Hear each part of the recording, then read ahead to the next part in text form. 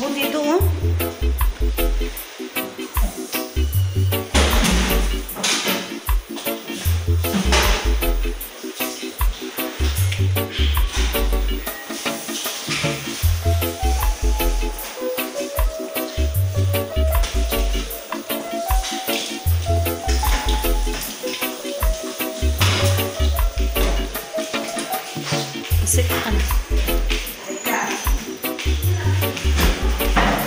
Dito na kami sa Dubai.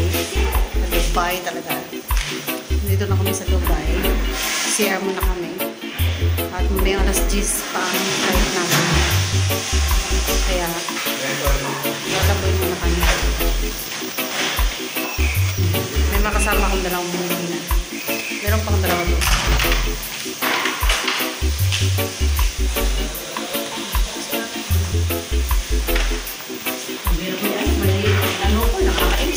Maway po. Na. Very long time.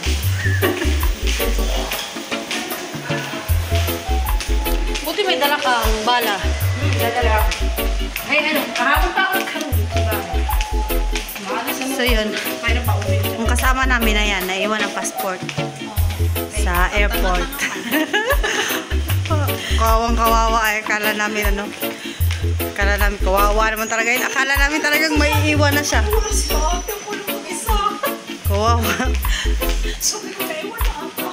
Pagtingin ko ng time, sabi ko, yun naman. Sabi ko, God, 2:20 yung palipad na yun. Kung naiwan ka, anong gagawin mo? Wala, iyak na ako. Hindi ko alam kung matatransfer ang ticket mo eh. Bubuking ka. Pero yung pera kasi magkakaiba yung ano. Oo, Ng ano ba? Kakaiba. wala akong Magtanong tayo dito. Wala akong almusal, wala ako lahat. Magsasite din ako. Yun, may mga coffee. Oh, yun oh. Ito.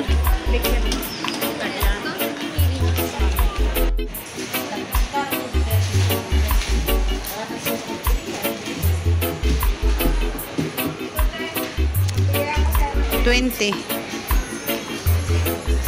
Thank you.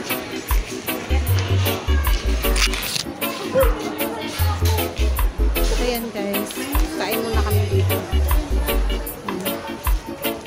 Mga kasama. Uy, dapat mamaya bumili tayo ng ano. Mga biscuit. Kasi at least ano, papunta naman tayo dito. Pwede tayo bumili ako dito. 20 lang naman. Okay ba kayo ha? Salamat po! Thank you po.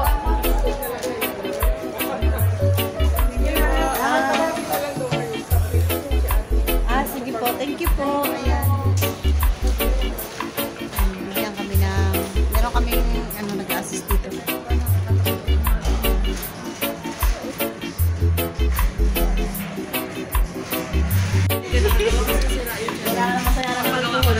Nagpapalit na kami ng pera dito. Ng Philippine money. Tapos pagdating namin dito sa Dubai, kasi nagsabi sa akin yung babae, sira ulong kabayan yun. Sabi niya, papalitan daw lahat ng pera kasi nga, dito daw, merong binibenta dito na, Nakasabay ko man siya. merong binibenta dito na, nagbibigay lang ako. Meron kaming kasama na na Pinay na nagsabing makakapagpalit daw kami ng... Uy, tinawag niya yata tayo? Anong number? 7. Anong number?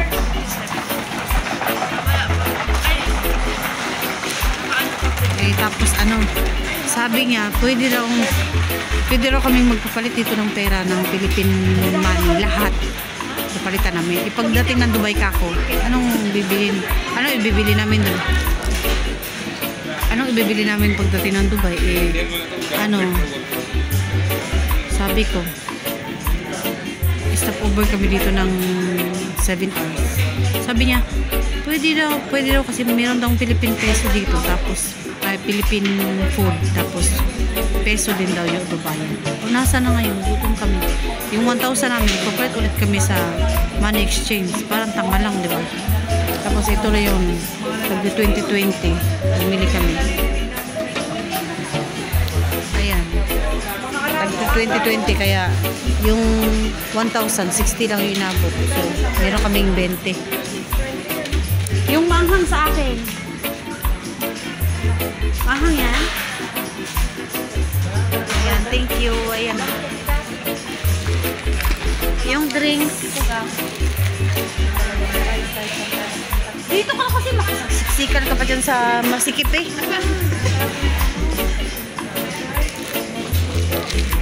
Walang ano to? Ay, pasuhi ako ng straw. Thank you. Yan, kain muna na tayo guys. Kasi sobrang gutom na talaga ako. Babay muna. For today's video, ito ang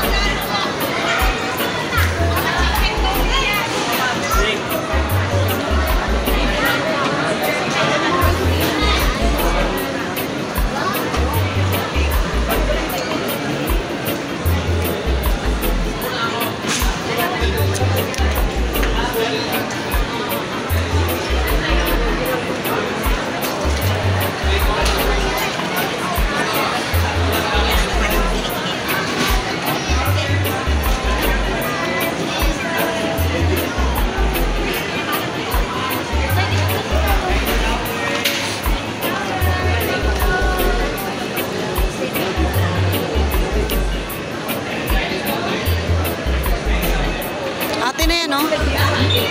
015 mo. Ano yan? Ano mo sa akin? Purple yung kulay. Tapos malaki.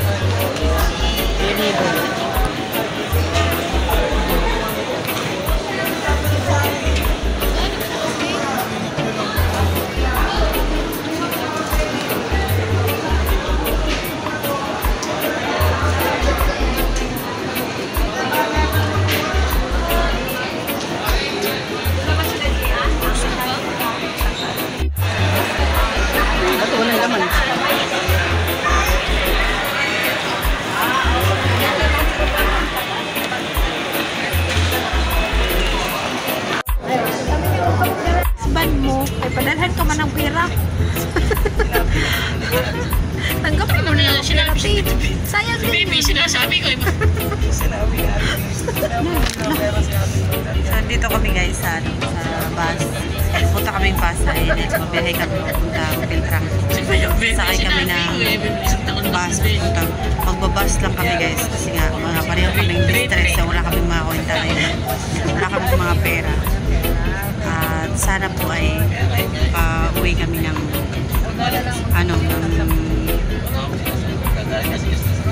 madalian, yung makabiyahe ka agad kami ngayon. Tapos Laban naman, paano bukod siya eh. tatlong araw pa kami babiyahe.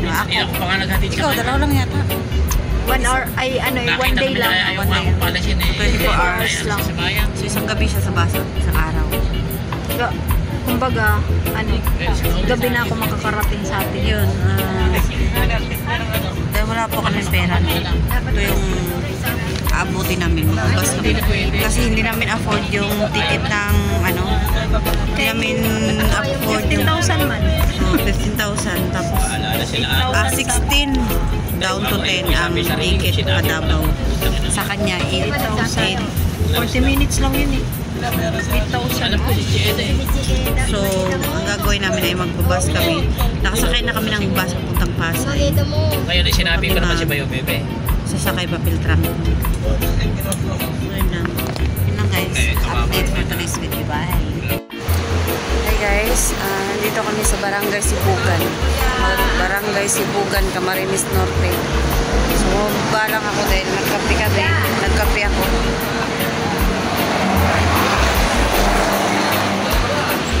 Ayan.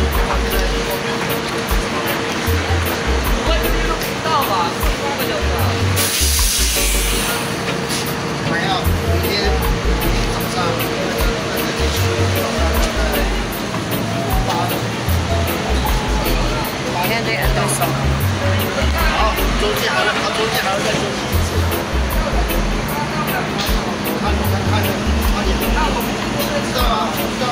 Barangay Sibugan. Ay, Barangay Tabugbog.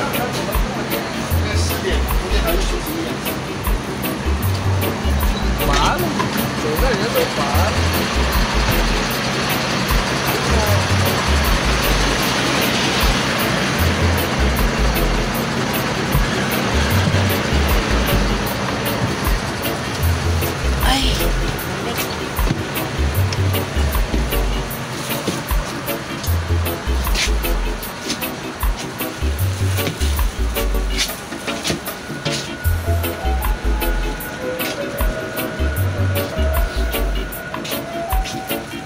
pumili ka?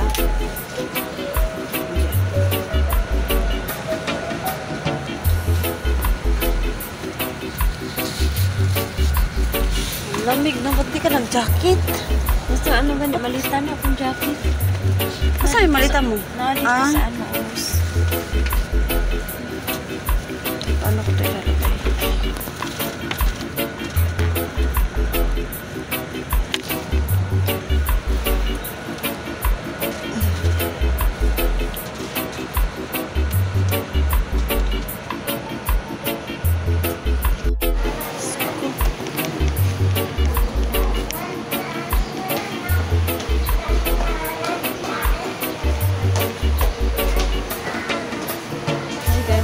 Kami ngayon sa Matnog.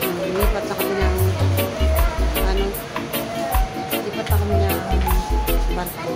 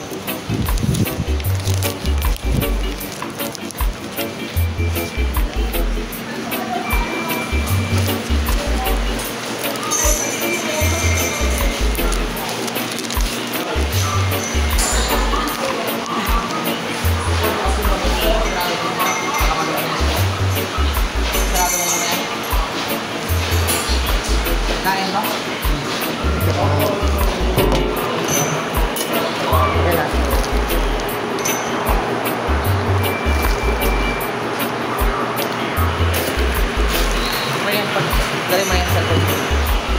Paano yung pasok?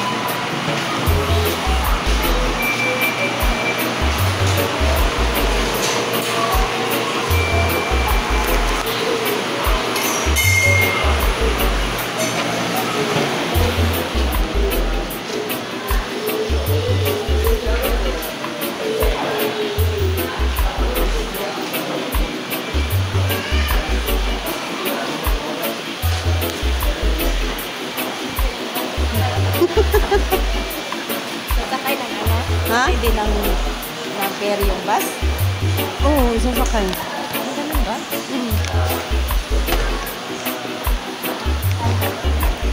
Kaya na naman. Ha? Kaya na naman. Ba't ano sabi? Mamaya pa yata eh.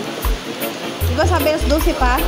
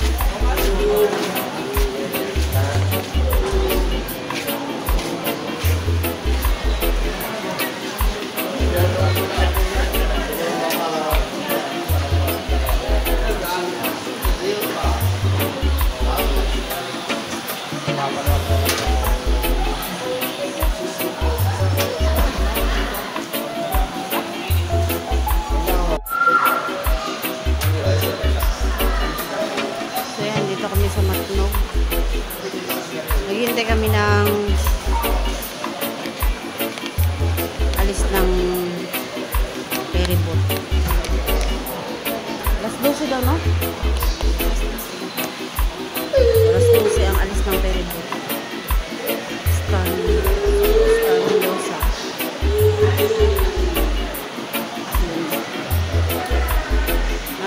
Alas 12 ang alis ng ferry boat. Maghintay muna kami dito. Dadala namin yung aming mga baon. At syempre yung busting, sasakay naman yung mga. So, sobrang pagod ko. Kasi nagaling pa ako na biyahe. At sobrang mahal po yung aeroplano. From 16,000 to down to 10,000 po ang ticket papuntang Davao. Kaya syempre, sa kasamang palad, hindi po ako binigyan ng connecting flight ng aking agency at hindi pa po binigay yung isang araw na sweldo ko. Tapos, kaya bumili ako ng ticket. Nag-bus na lang ako, nag-tracking ako nun. So, meron akong tatlong araw na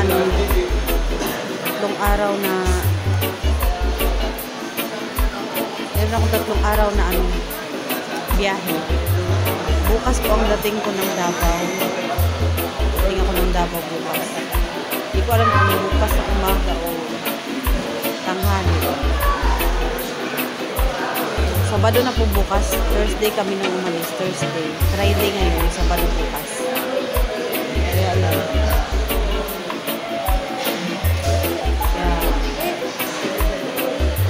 Sobrang mahal po ng pamasahe. Kaya sakripisyo ako ng pagod. Ito na, dito kami sa Pilipinas.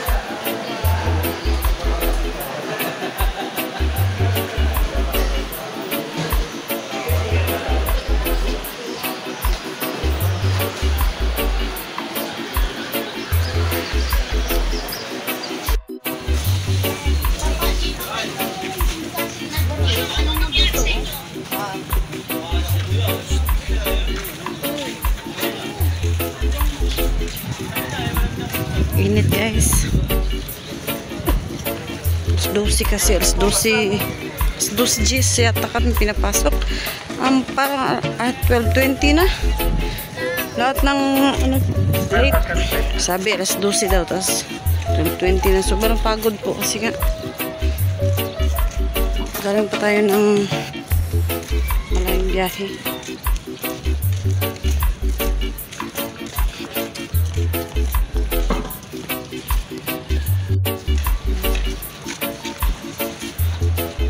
Pag-alis ko ng ibang bansa, ito yung jacket ko. Isa lang kasi yung jacket ko guys. Kaya ito talaga yung makikita yung jacket. At kasi iba-iba naman yung ating trip. Ito naman ay nagta-tracking tayo ngayon.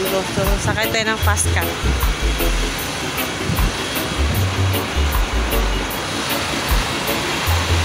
Sakay tayo ng fast car.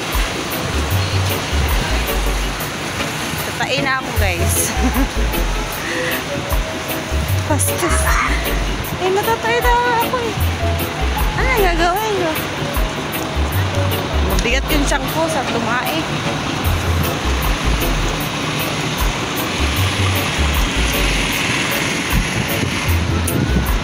Naalala ko dito kami ng asawa ko nung galing ako dati ng Jeddah. Pero nakasasakyan kami noon, yung Vios. Siya yung nagda-drive. Sasakyan ang pamangkin ko. Kinuha namin galing Maynila. Tapos, yun na yung sinakyan namin. Vios mula Manila, papuntang Davao. Kaya nagpapaskat kami. Makay kami dito ng ferry boat. Yun, yung sasakyan din, sinakay, siyempre. Kaya yun.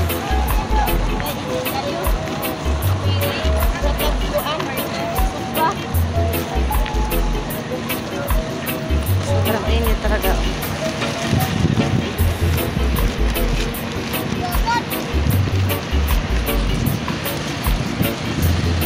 Sakay na kami. Maraming parang parusa sa akin yung pag-uwi. Pag-biyahe ko, naiyak ako pag biyahe ko naka-abroad, ano. Sobrang hirap ng aking biyahe pa. Paabha. Tapos ang dami ng oras na yun. Stranded ako sa aeroplano. Ito naman, ang pag-uwi ko naman. Grabe, para akong ano. Parang puro biyahe yung buhay ko ngayon. Ito yung sobrang adventure na. Nasobrahan naman ang lakad.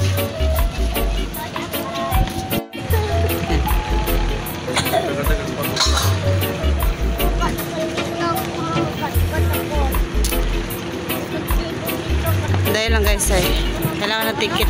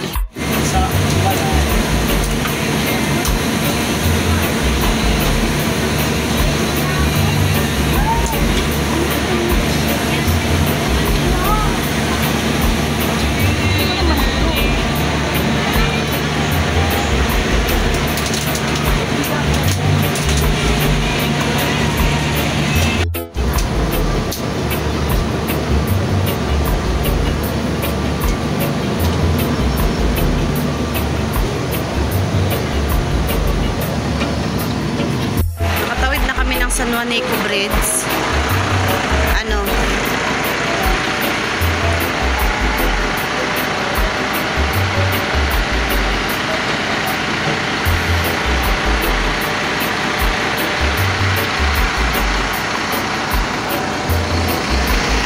Kailangan itawid yung mga tao sa maliliit lang na sasakyan.